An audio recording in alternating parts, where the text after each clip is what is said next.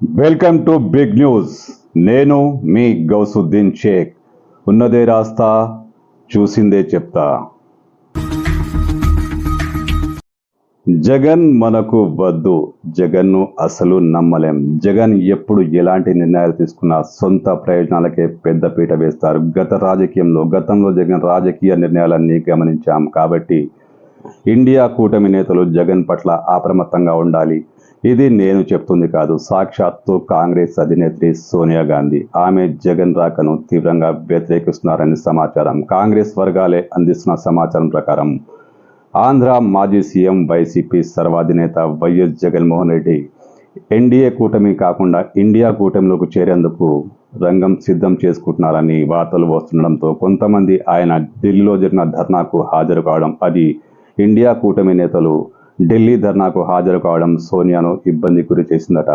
సోనియా గాంధీ జగన్ను దూరం పెట్టాలని ఇండియా కూటమి నేతలకు శుతిమెత్తంగా వార్నింగ్ కూడా ఇచ్చిందట. ఇది నిజమో కాదో తెలియదు కానీ కాంగ్రెస్ పార్టీ వర్గాలు అందిస్తున్న సమాచారం. జగన్కు దూరంగా ఉండండి, జగన్ను ఏమాత్రం నమ్మలేమంటూ సోనియా గాంధీ చాలా విస్పష్టంగా ఇండియా కూటమి నేతలకు సంకేతాలు ఇచ్చినట్లు సమాచారం. ఢిల్లీలో జగన్ నిర్వహించిన ధర్నాకు ఇండియా కూటమి నేతలు అఖిలేష్ యాదవ్, శివసేన నేతలు చాలా మంది హాజరయ్యారు. జగన్కు సపోర్ట్ చేశారు. జగన్ను ఇండియా కూటమిలోకి రావాల్సిందిగా ఇండియా నేతలు ఆహ్వానించారు. జగన్ అప్పటికప్పుడు ఏ సమాధానం చెప్పకున్నా, ఆయన మనోగతాన్ని బయటకు చెప్పకున్నా ఆయన అడుగులు ఇండియా వైపే నడుస్తున్నట్లు సమాచారం. ఇదే విషయాన్ని పసిగట్టిన సోనియా గాంధీ కాస్త జాగ్రత్తగా ఉండాలంటూ ఇండియా నేతలకు హితవు చెప్పారట. జగన్ ఎప్పటికీ మనవాడు కాదు, ఆయన మోడీకి అనుకూలంగానే ఉంటాడు. గతంలో అనేక సందర్భాల్లో మోదీకి అనుకూలంగానే జగన్ వ్యవహరించాడు తప్ప కాంగ్రెస్ పార్టీని డైరెక్ట్గా వ్యతిరేకించాడు. అలాంటి వ్యక్తిని మనం ఎందుకు దగ్గరికి తీసుకోవాలి, ఆయనతో మనకు ప్రయోజనం ఏంటి అంటూ సోనియా గాంధీ సూటిగా కొంతమంది నేతలతో ప్రశ్నించినట్లు సమాచారం.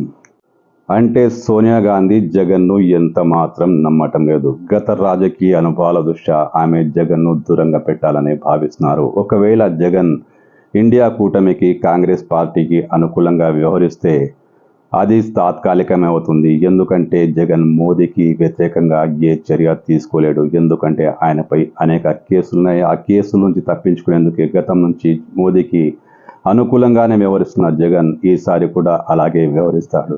ఆయన రాజకీయ అవకాశవాది, ఆయన్ని దగ్గరికి తీసుకోవద్దు.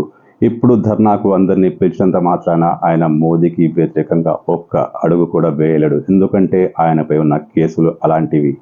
ఆ కేసుల నుంచి రక్షణ పొందేందుకు జగన్ ఎప్పుడైనా యూటర్న్ తీసుకోవచ్చు, మళ్ళీ మోదీకి అనుకూలంగానే మాట్లాడవచ్చు.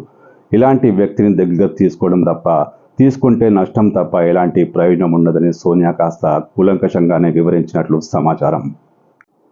ఇంతే కాకుండా ఇప్పటికిప్పుడు ఇండియాలో జగన్ను చేర్చుకుంటే ఇండియా కూటమికి వచ్చే లాభం ఏమిటి లేదు. ఒకరిద్దరు నలుగురు ఎంపీలున్నంత మాత్రాన ఇప్పుడు ప్రభుత్వం మారే అవకాశం లేదు. ఇలాంటి పరిస్థితిలో జగన్ లాంటి వ్యక్తిని ఎంటర్టైన్ చేయొద్దంటూ సోనియా చాలా గట్టిగానే చెప్పారట. ఎందుకంటే జగన్ మనతో కలిసి ఉన్నట్టే ఉన్న ఆయన ప్రయోజనాల కోసం ఆయన ఎలాంటి నిర్ణయాలను తీసుకుంటాడు.